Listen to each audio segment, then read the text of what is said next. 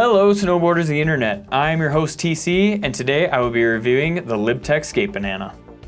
This board is equipped with Libtech's BTX camber profile, meaning that you're going to have a rocker in between your feet going all the way out to the tip and tail, so that's going to help with ease of entry in and out of turns, help with pressing the board, buttering, that sort of thing, and then it's also going to give it a little extra float if you do make it into powder with it. This board comes in a 150, a 152, a 153 wide, a 154, 156, 156 wide, 159, 159 wide, and a 162 wide. I rode this board at Copper Mountain where it was a beautiful sunny day. It started off a little bit icy with nice smooth groomers. Later towards the day, it got pretty soft like mashed potatoes out there, warmed up quite a bit where you could really trust that snow and lay a firm edge in it. I used my Ride Fuse boots and my Jones Mercury bindings.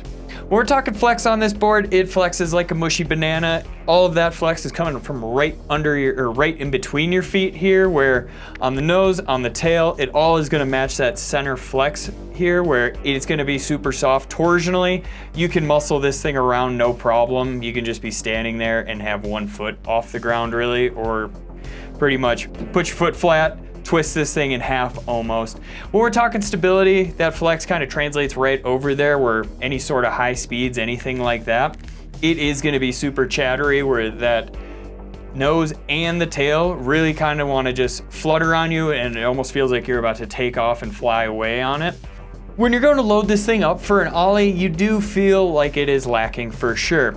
There is really no snap or rebound. You're pretty much ollieing straight off your back foot here. When you go to load it up, honestly, it just folded on me a couple times. So I was like, okay, don't do that. All your power is coming directly from under your foot. Now, when that translates on over into actually hitting jumps, it felt better to hit the jumps at slightly an angle or slightly on edge, I should say, where when I hit them flat-based, it felt so squirrely, like that focal point is right in the middle here, so there was really nothing holding on back here, so it got a little washy, kind of wanted to wander on me.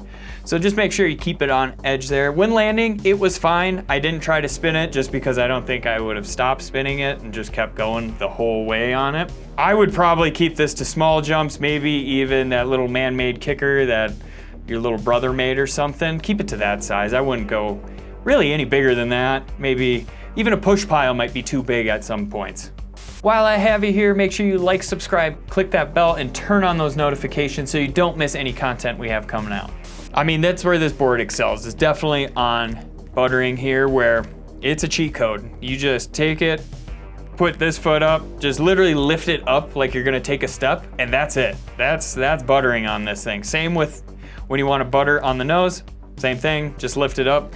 When you butter it sideways and you go to pop out, just make sure you know that there's gonna be zero pop on that. So whatever you need to pop out and spin out of, that's all on you. That board's not really gonna help there. Same goes for jibbing. When you slide this thing on a rail, just lift your front foot up and your tail pressing, lift your back foot up, your nose pressing, no problems there. When you slide it sideways, it does kind of wander a little bit on you, but because it is so soft, it still flexes pretty nicely around that rail. It was pretty fun, but I mean, you know, it's still a Skatebanana at the end of the day. This board will carve at slow speeds where anything above maybe 10 miles per hour, it gets a little loose on. But when you're on those short, quick carves, it does handle those pretty well. It is quick edge to edge, very catch free, I will say. When you get to those medium and larger carves, make sure you keep them nice and slow. More of that beginner style, I would say, where you pretty much you get any faster than 10 miles an hour and your nose and tail are chattering, you're like underneath your feet, you're kind of getting bucked around on any sort of conditions that aren't perfect groomers on it.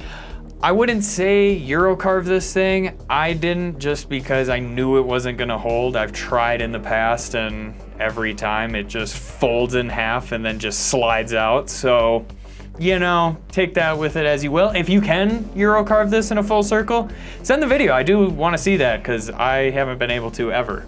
Rider in mind. This board is made for that person that has never snowboarded before. They pretty much plan on riding maybe 10 times their whole life, and they just need a board to get them through it. If they ride any more than that, they're gonna quickly realize that all of their friends are passing them and they need to step it up to something else. But, you know, it's for that person that's just getting out there, wants to try, and doesn't want a Scorpion, even though I think Scorpion builds character, but that's just me. If you want to support us further, head on over to Angry Snowboarder VIP. Sure, I could explain it here, but we have a great video over there, getting really in depth. I didn't hate the board. I was kind of used to it because I did used to own a Park Pickle, so they are very similar in that sense. But honestly, once I moved out here, I stopped riding it just because it was so loose, and I still think that to this day, that this board is probably too loose to ride on a big mountain. If you're going the Magic Carpet, great. Do it, ride this board then. But anything mountain wise, I'd stay away from it. Midwest, go for it. But honestly, it's an all right board, great for beginners. Make it so you can actually fall in love with snowboarding and not get your ass kicked the first time. But I think some people need that, you know, keeps them honest and keeps their egos down, because not everybody that snowboards is a snowboarder, guys. Comparable boards.